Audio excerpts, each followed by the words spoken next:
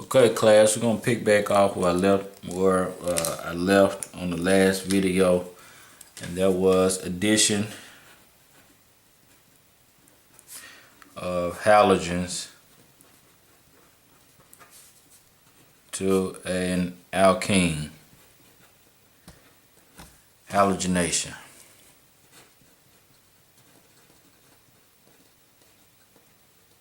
Okay. So if we start out with an alkene, such as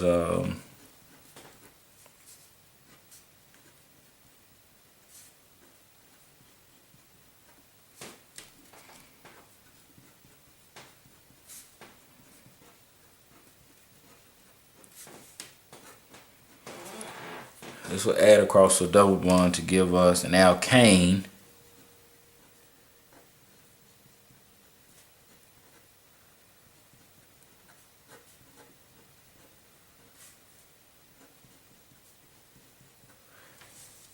All right, now let's look at the mechanism. How this actually occurs, the pathway, the electron pushing. So we know our electron density is in this alkene here, so we'll start by drawing that again.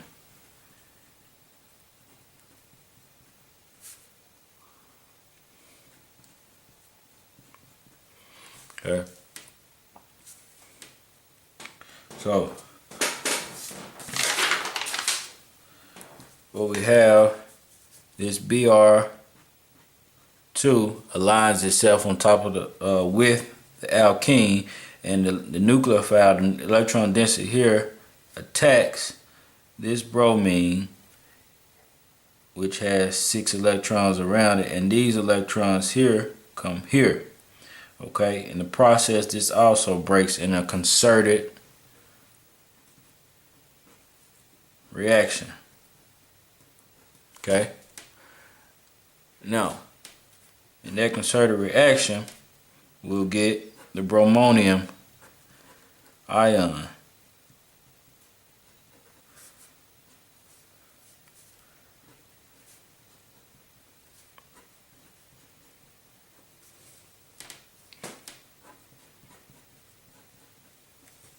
Okay, plus Br minus.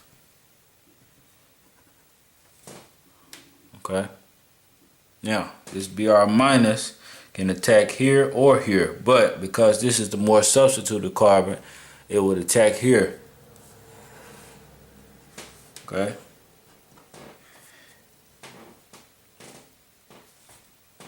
now it attacks there because in the transition state,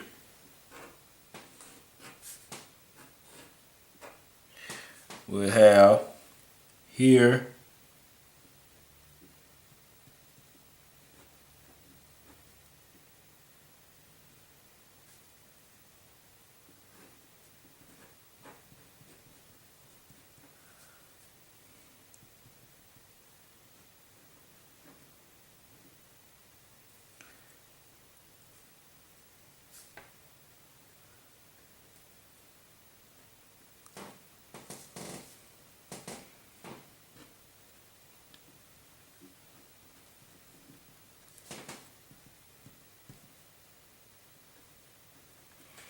okay, so we have a partial positive charge here. Then this donates into that partial positive charge to lower the transition state. That is why this is more stable. On this side, if we were to attack this bromine here, then these hydrogens, they're not able to stabilize their positive charge. So this lowers the energy. These methyl groups donates there into that positive charge to lower the energy. So that is why we're attacked to this carbon. Okay, even so, we go here, we'll see our final product, which will be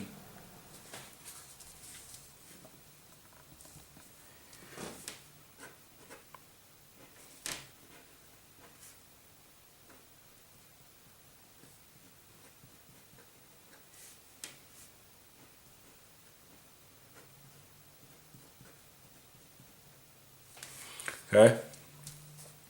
So that is the reaction. A halogenation of an alkene, okay? So we talked about fluorine is explosive with alkenes.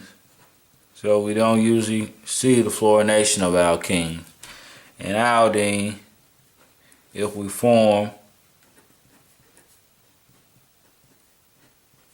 this alkane through the addition of I2, sorry, that will be I.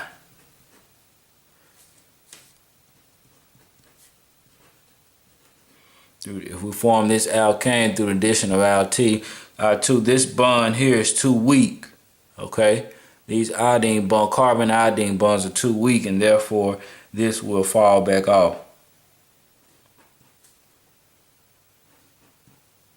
Okay, will fall back off, and or basically actually it'll go this way. Okay, so these two, and make a long story short, these two, you don't see I2 iodination or fluorination of alkenes. Because yes, fluorine explosive and a carbon iodine bond is weak. Weak, unstable, won't stay. It will revert back to the alkene, okay?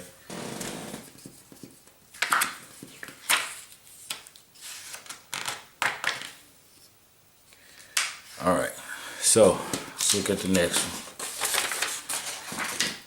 So let's look at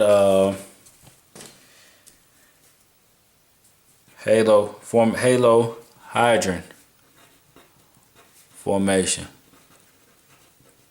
and this is the addition of an bromine or a halogen and water across a double bond. So let's just say we have again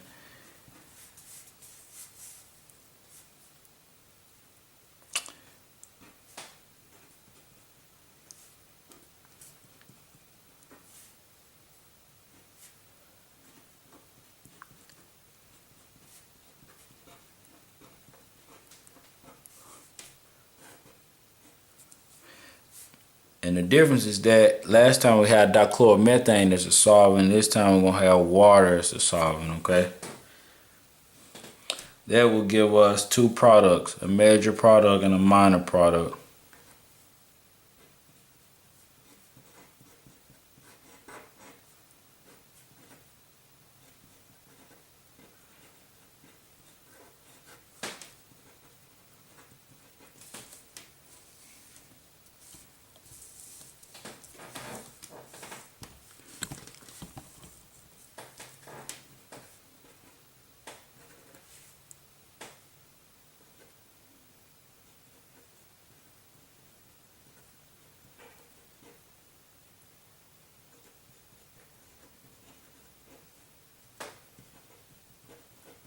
Minor, okay?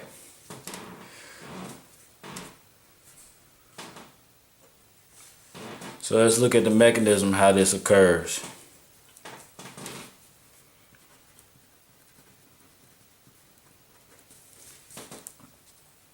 Again, first we have an alkene.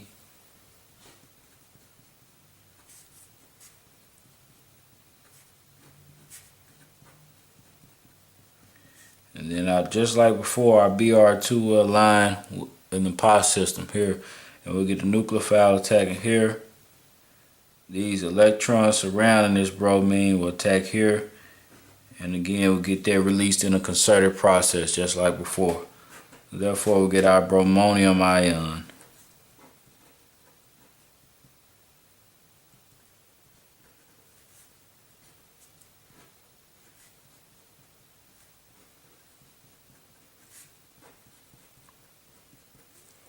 Okay, plus Br minus.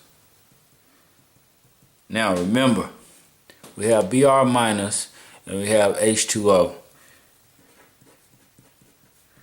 Water can also act as a nucleophile, particularly when it's a solvent. So since this being a solvent, we have a high concentration of water, and we have to make this nucleophile based on the release of based on the bond breaking in this Br2. So we're making this, but we have a high concentration of this. That's why this is a more concentrated nucleophile. So it will attack again in the same position. Will attack here, which will give us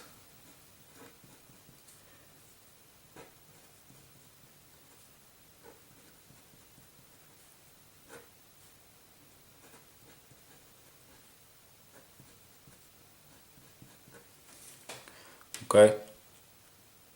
Now, if we attack with this in the same position, then that will give us our minor product. Okay, so I'm not going to go through that, but you can see the difference. And the reason why this is the major, again, because this is our solvent, we have a higher concentration of that. Okay.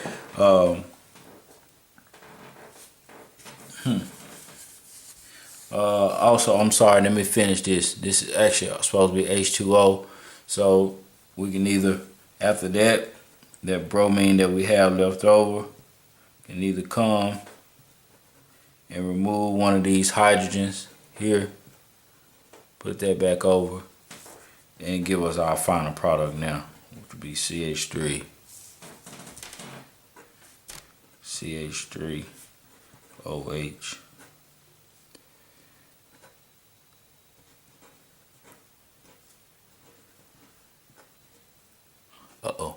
What is this? H, sorry. H. So let's go back and explain this to clarify again. So we get the water to attack here, as I said before, and that gives us hydronium, a protonated water on this, or a protonated alcohol on this. Okay. So then this nucleophile, that's the same bromine that's here. Remember, even though we represent it as one, there are a bunch of them floating around, but not as much as the water. So one of them can come remove this hydrogen to neutralize their water, giving us our final product. Okay. Or you have some of it that also will attack this side, giving us that minor product. So either or. Okay. But this is our major product formation, what we're looking for in a halo hydrogen, which is the halogenation process in a water solvent. Okay, that's how you recognize it. There's a halogenation, but this water is, the solvent is water. Last time we had a dichloromethane solvent, okay, which is inert and doesn't react with the reaction, okay, in this particular example. All right, so let's go to our next one.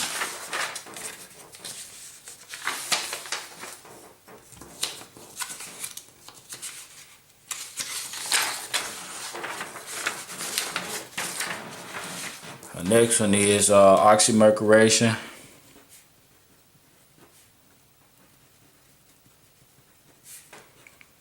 Reduction.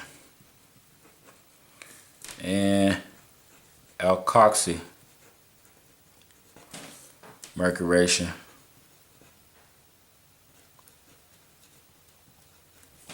Reduction.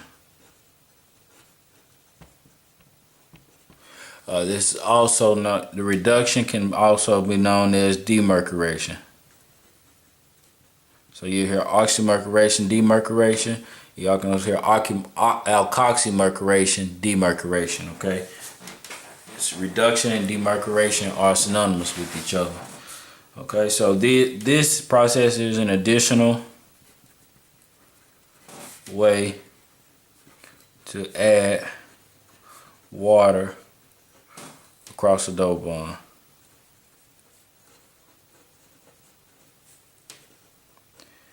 And the advantages is, one, it does not require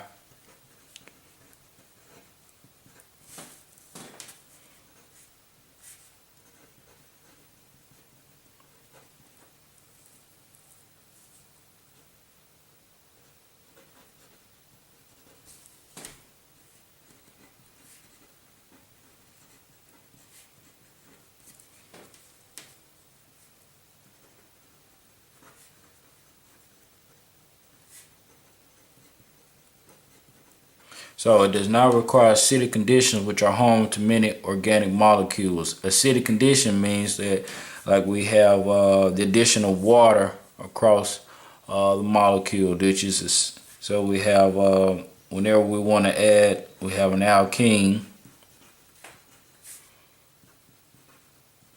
plus H2O. Well, we know that we have to use an acid to pronate this water first before we can attack it with the alkene. Okay, so we don't have to use this process when we use oxymercuration, demercuration. Okay, the second advantage is no carbocation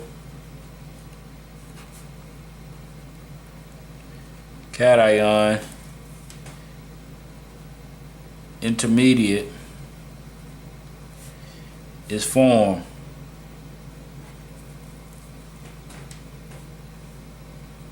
So no rearrangement. Rearrangement, the 1,2 hydride shift, and so forth can occur, which is good because sometimes you may want a particular product, but if the molecule rearranges, then you won't get that. Okay, such as if we had this.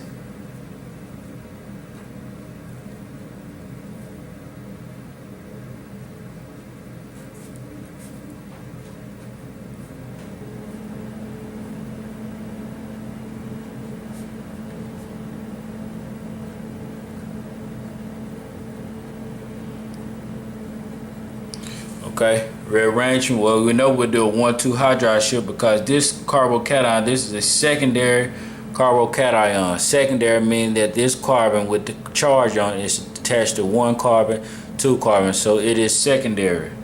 Okay, but if we do a 1,2 hydride shift and move this hydride here, now the positive charge is here.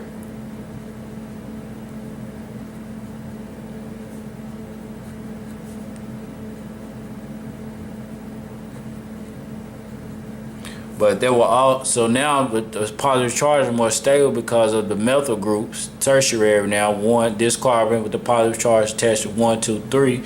So now it's tertiary, but that will change when the nucleophile comes in, that will change our desired product. So with this oxymercuration, demercuration, it does not allow for rearrangement, which is good. So let's look at our template, which would be CH3, CHH,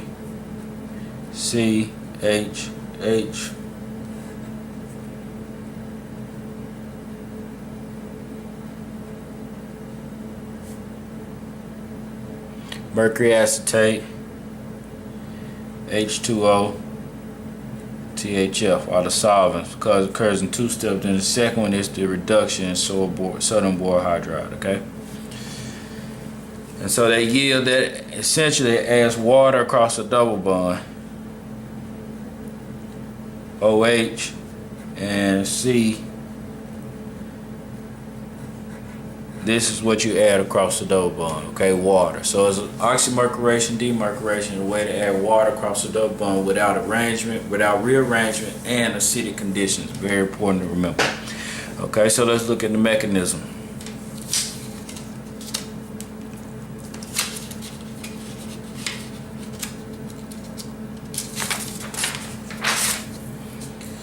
So we got the mechanism, which would be, okay.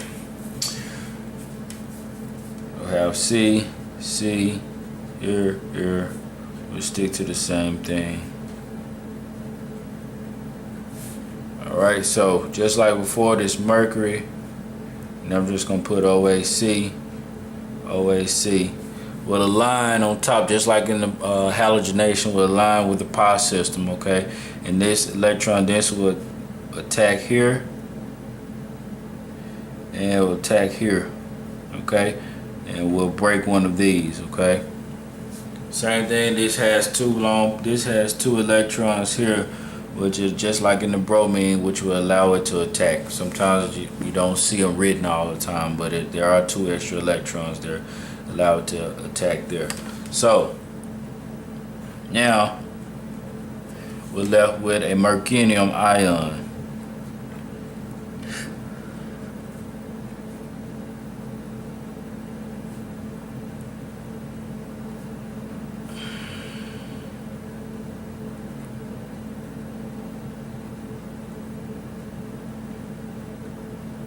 Okay, gives us a plus charge on there.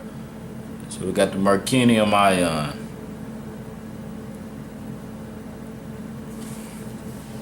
Alright. So what we have now is we're in a solution of water, remember? Water and THF. So water can always act as a nucleophile. And we'll also have plus the acetate group. but the acetate group really won't come into play until later. Alright, so this is a negative charge on that oxygen. Alright, so here we can attack. If you know, we're going to attack this side because of the lowers the transition state. Here, roll this over here to neutralize that positive charge. Alright, so that leaves us with C, C,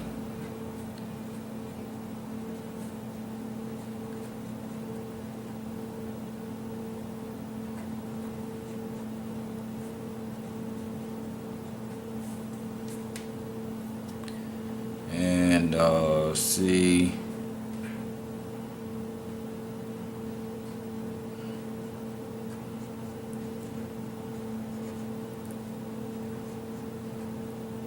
okay.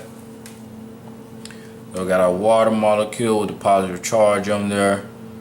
Got our mercury acetate here and here. Okay. Remember, we're still in a solution of water. Okay, so we can come and get this proton, roll these over here, and neutralize their reaction to give us our final product. I know that's a little messy, but so I'll try to straighten that up a little bit.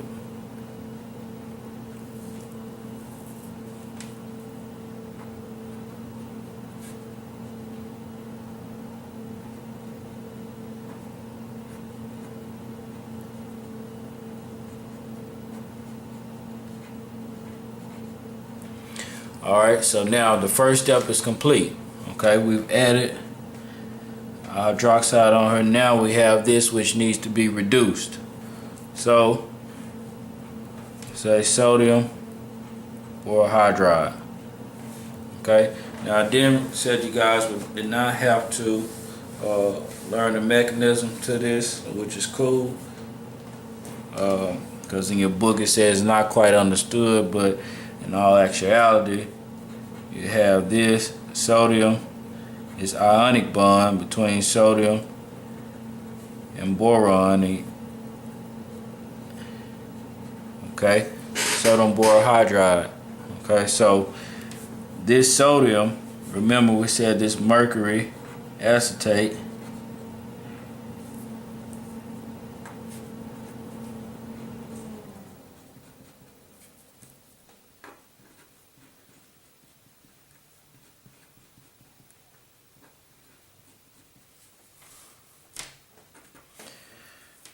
this sodium will form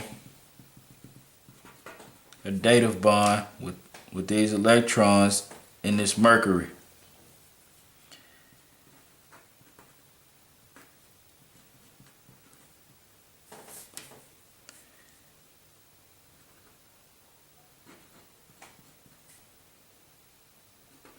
Minus charge on the boron when it has 4 charges, and so therefore it's going to form a positive charge here, and this hydride will donate to this carbon and neutralize that.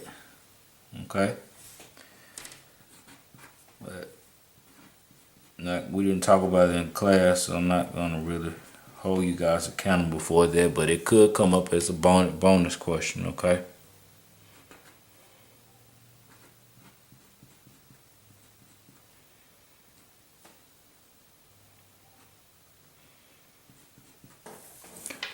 So now we have our final product. Okay. Well, do you know that sodium borohydride is a reducing agent? It will come up as a bonus question how to do this. Okay. You will see this again. And again, to explain that sodium is a plus charge on it. Okay.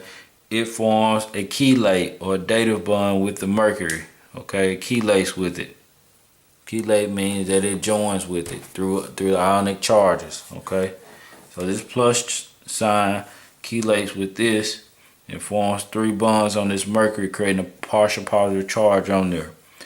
Now this negative charge, this boron that has an extra set of electrons through this hydrogen, this bond extra goes here and attacks this carbon to remove that. okay, and to give us our CH3 in our final product. So we had additional water without rearrangement or acid catalyzed conditions.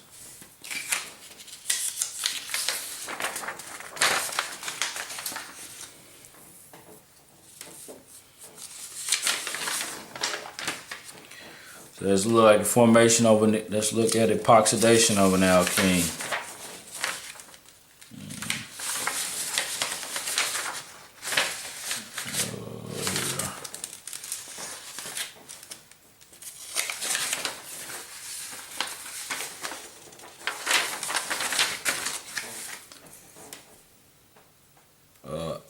Yeah, we look at epoxidation.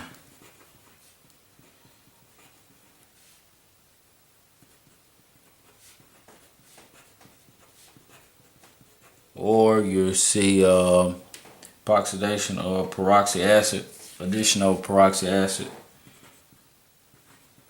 Either one.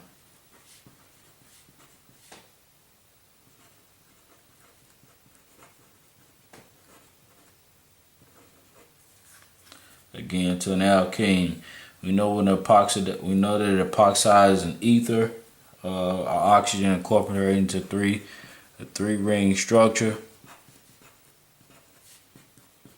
Okay, epoxide. It's an epoxide here. Okay, three-member ring structure, carbon there. Okay, so this is an oxidation reaction. Increases CO bonds, carbon oxygen bonds, carbon nitrogen bond, or carbon halogen bonds. Okay, these are oxidation reactions. Okay, so let's look at this. So let's look at the template. We have an alkene.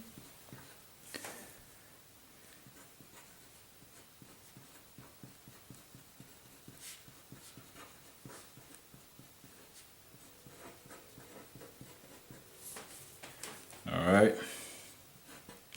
and it gives us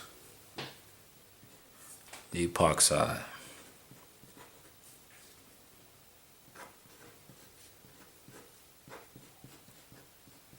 plus a carboxylic acid. All right, so again, this is peroxy acid.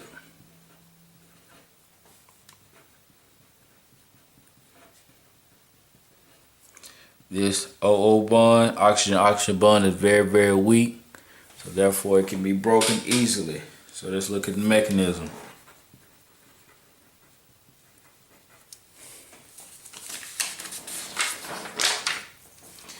We have an alkene.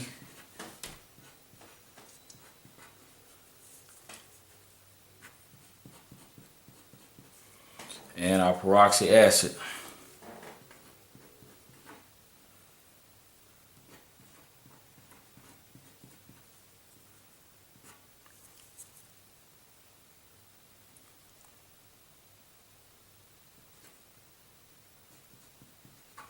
The important part when drawing a peroxy acid, you want this oxygen to align in the middle of the double bond so it can begin to do the attack. Okay, so we'll have here,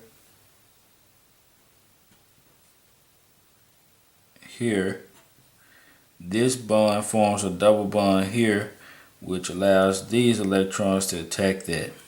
Okay, so you have the concerted process again where this nucleophile, the electrons here from this carbon double bond, or you can draw it directly from here, attacks this oxygen. These electrons attack this carbon. Okay, the electrons here move over here to form a new double bond, and this double bond, because carbon can only have 4 bonds, attacks this hydrogen to give us our epoxide in a concerted process.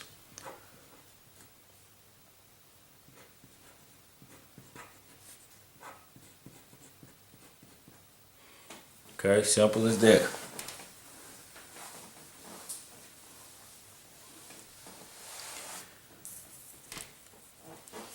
Okay, this is an epoxide. Okay. All right, so let's go. Just one step reaction, a concerted process that happens. So let's go to the next example. Get some more paper.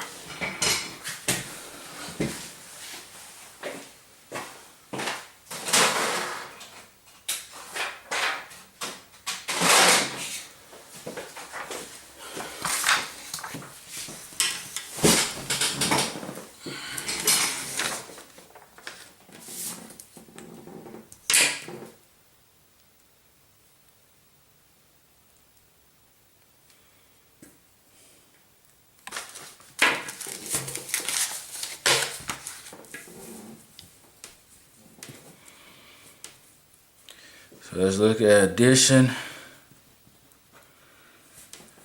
of borane to an alkene. Hydroboration, oxidation. Okay. Again, this is addition of basically water, but it follows anti-Markovnikov rule. So if we ever want a product where the regio selectivity is switched, then we use hydroboration oxidation. That's the meaning of, you say, why do we already know how to add water to the double bond? Well, what if we wanted to go the opposite of the way around? Well, then we need a way to control that, and we do that through oxidation, hydroboration oxidation. As I said, BH3 class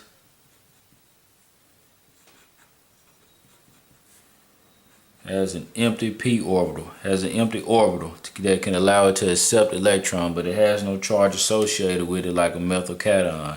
Carbon should have 4 bonds, but in this case, in a methyl cation, it has a positive charge associated with it. This is neutral, but yet just like this can accept a pair of electrons, this can accept a pair of electrons as well and does not have a positive charge, okay? So both of these accept electrons. So let's look at the, first remember the regio selectivity is anti-Markovnikov.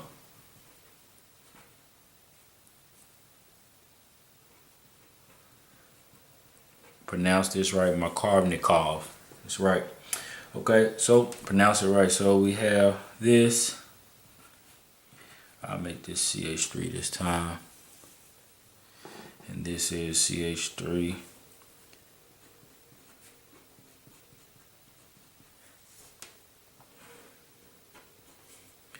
BH3 and THF.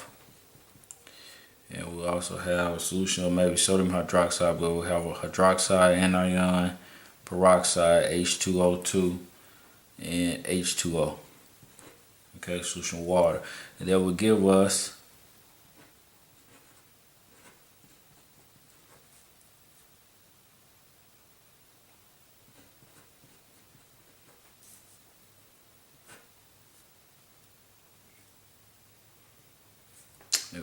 what we got here, H and OH, anti-Markovnikov. Okay.